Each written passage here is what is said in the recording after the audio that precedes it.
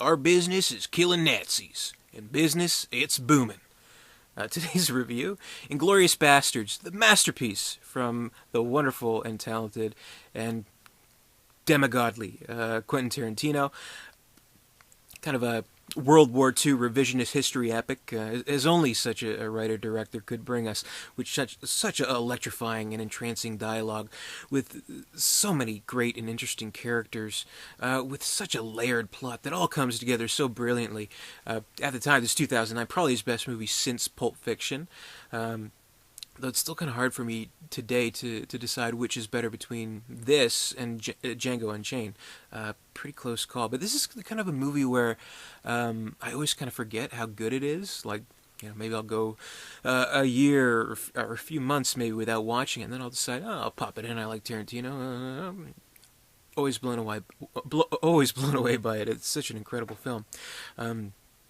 Really only as Tarantino could do, because this is a movie, I mean, in a very specific kind of way, it's just an absolute treat for anyone who is a fan of Tarantino, but in a very broad sense of things, it's a love letter to anybody who loves film, who feels that film is important, and that's kind of the bottom line here, and Tarantino gets it.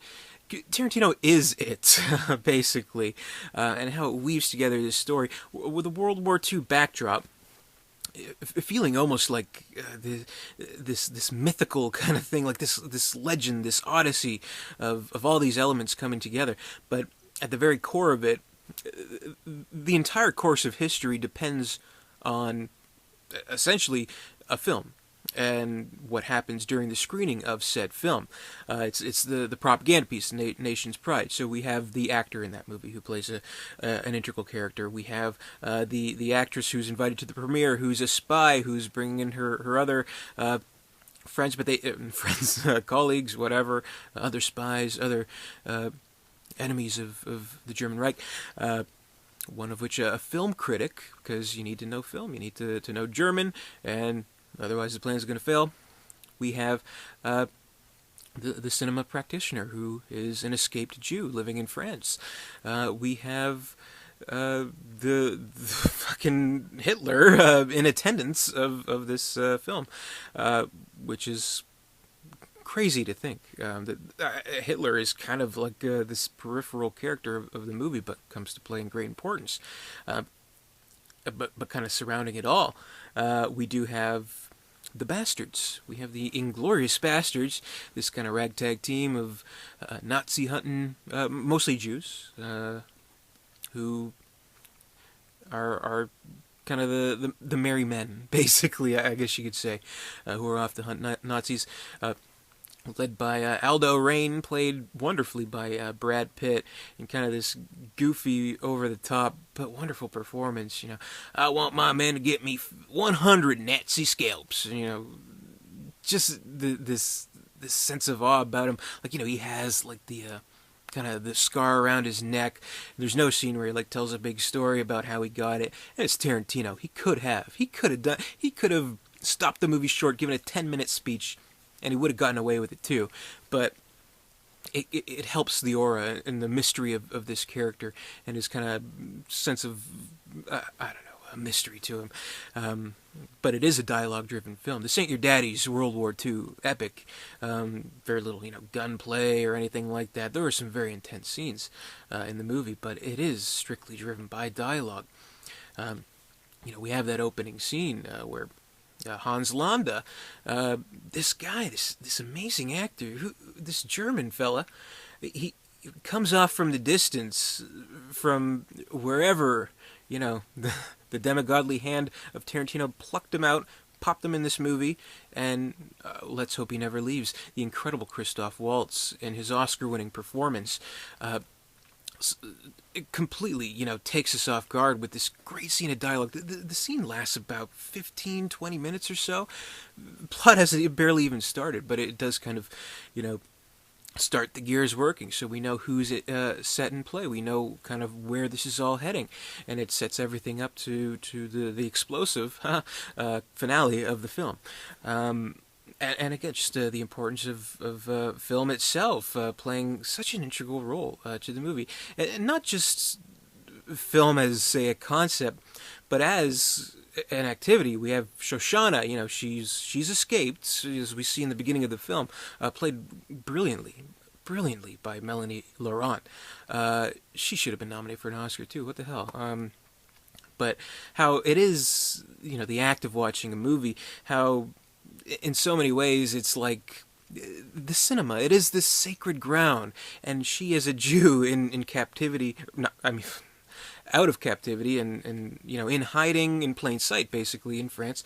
The films could be seen as an escape.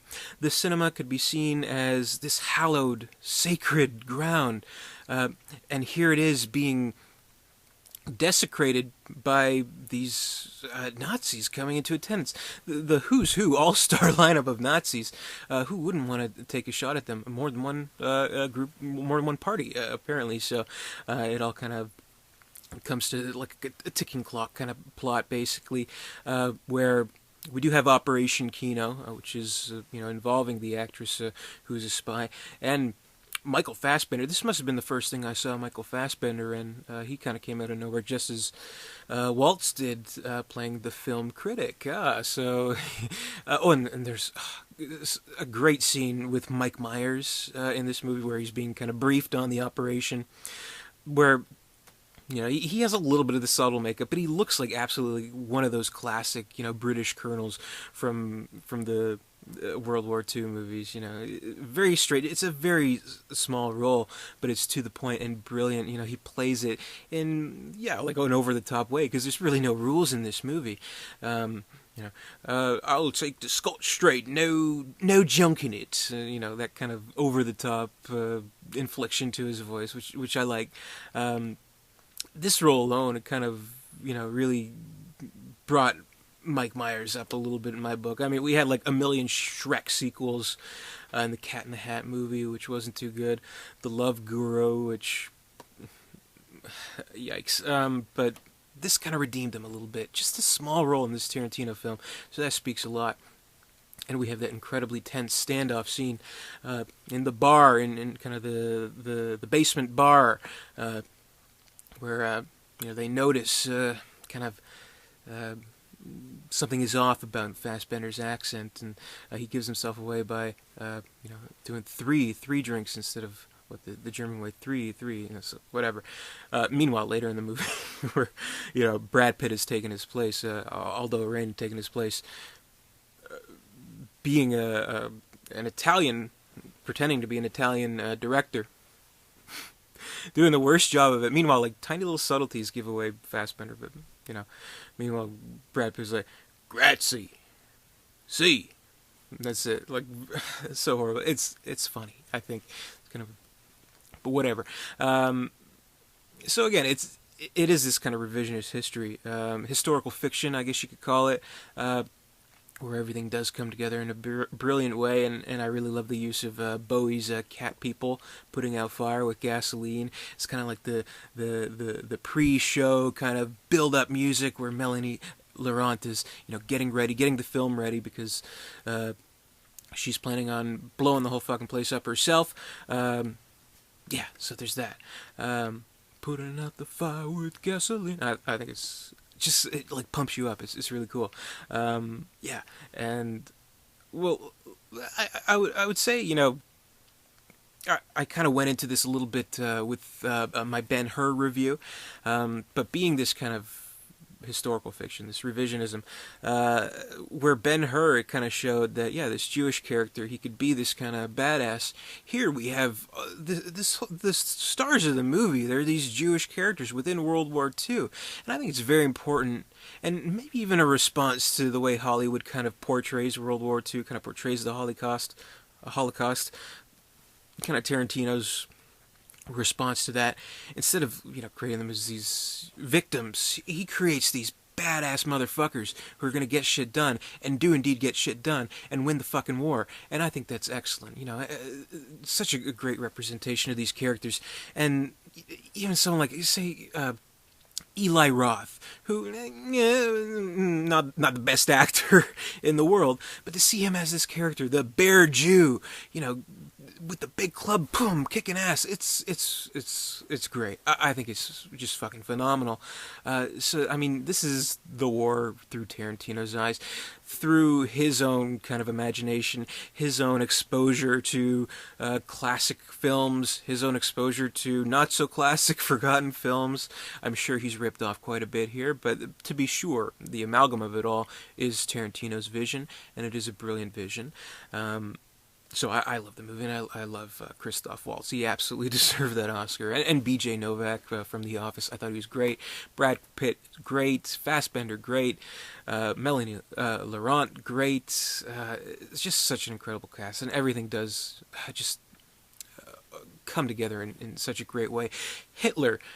Fucking Hitler gets machine gunned in the fucking face in this movie. It is incredible. It's so great. And, you know, that's kind of the interesting fan theory of the film is that, you know, this movie is kind of the precursor to all the other Quentin Tarantino movies where it exists in this universe where movies do play an important part because of what's happened in these events. So it's an interesting thing to consider. You know, where kind of, you know, all these characters have these movie-related conversations, and in a way they're movie characters themselves, and indeed they are movie characters themselves. And this movie has this hyper-reality to it that I really like in Tarantino's movies. All characters in Tarantino movies are very much full-fledged movie characters, but perhaps they're not aware, which may be kind of a tragedy or irony of some kind. I don't know. But they are larger than life, and they are... Tarantino breathes the life into these characters. So yeah, it's kind of this whole universe that he's created. But again, it's just something that film fans could very much appreciate. I would even say that it's one of Tarantino's best, but I mean that's almost like a moot comment to make. I mean, like if there's anything in life that's, you know, certain, it's that all of Quentin Tarantino's films are among his best. I know, like, when you say Quentin Tarantino, kind of the knee-jerk association is like, oh yeah, Pulp Fiction. So that's probably always going to be his signature movie, but all of the movies that he's made are just so incredible, and this is definitely among his great work. So another piece in the director's of incredible work. I'm not going to be the first person to gush over his work and this movie in particular, but it's just the way it is. He's the man for a reason. And I remember seeing the movie. I saw it in theaters, and it wasn't even like opening day or anything. I think it was like maybe its second week out, but I remember vividly, like at the end of the movie, standing ovation for the movie. Like you hardly see that. Like no one has any reason to do that really in a movie theater. But again, it kind of brought that whole experience together for me. Where yeah, the cinema is this sacred grounds, this place for escape. And Quentin Tarantino certainly understands that, and he embraces that, and he shows it in his work, and he shows that passion for it, and it's undeniable. I just think it's great, and there's so many memorable scenes to the movie. You know, like with kind of the recurring dialogue about German soldiers. What are you going to do when the war is over? Oh, take off that uniform. I thought you'd say that. And well, I'm going to give you something you can't take off. And at the very end, you know, we see the image of Brad Pitt through Hans Landa's point of view, where he had carved the swastika into his forehead. This might be my masterpiece. So, I mean, I guess that says a lot. That's a bingo. But I love it. And great little appearances like Mike Myers in it. Some vocal cameos from Tarantino regulars. We have Sam Jackson doing some narration when he kind of explains the origins, the history of Hugo Stiglitz, and talking about the high flammability of celluloid film back in those days. And even Harvey Keitel playing Aldo Rain's commanding officer. So there's little treats like that if you're a Tarantino fan. But again, you don't have to be. I think this is probably his one movie where, if say you're not a Tarantino fan, this might convert you. That would be the distinction I would give this movie, because while it feels like one of his movies, it feels like there's a lot else going on here, and yeah, it's just this great like a mythic tale, a fantasy tale. history as Tarantino sees it, and I love it. So I mean, again, how can I really go too in depth? You'd need to like write a million word analysis of how great this movie is. But here I am, just oozing praise and oozing fanboyism. But what can you do? This is just how I see it, I guess. So yeah, it's just great. So you know. It was nominated for actually quite a few Academy Awards. I don't think it won anything except for Christoph Waltz and his performance. Well deserved for that performance. I was trying to see if this is how many Academy Award nominations it got. But no, I mean, Best Picture, Director, Tarantino, Screenplay. Incredible that its screenplay didn't win. It lost to The Hurt Locker, which, you know, what? I think even Tarantino, like, kind of blasted The Hurt Locker for winning. He's like, what? The Hurt Locker won? What? I mean, well, he has a point. Really? The Hurt Locker? But anyway, it should have won for the screenplay. It probably should have won for its editing too. Sally Menke, beloved film editor. One thing I love about watching the special features on all of Tarantino's movies, they have those Hi Sallys where I think that's kind of cute. You know how the actors will just kind of stare at the screen. Hi Sally. But a very talented editor. Close working with Tarantino. Editor always kind of the unsung hero of the movie. I would say, editing can make or break a movie. Well, I don't always say that. Everybody always says editing can make or break a movie. Sally Menke, terribly missed in this industry. This was her final piece of work, and I feel she should have won for it, but doesn't. Awards are nice and everything, but it doesn't take away from the great work and the great movie that this is. Should it have won Best Picture? Definitely over The Hurt Locker, I would say so. Definitely over Avatar. There's some other movies I liked. I really liked the Coen Brothers, A Serious Man that year, and Precious. Precious is a great movie. Maybe that should have won, but whatever. Again.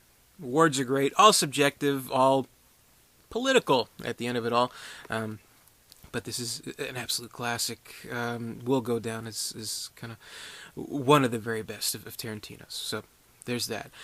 So that'll be my review of Inglourious Bastards. I love it. Comment below. Let me know what you think of Inglourious Bastards. Give me a thumbs up if you like this video, and if you haven't already, click that subscribe button. That'd be just awesome. This is another one of my 31 Days of Oscar reviews. There are more to come. Stay tuned for more. Until then, I'll see you later.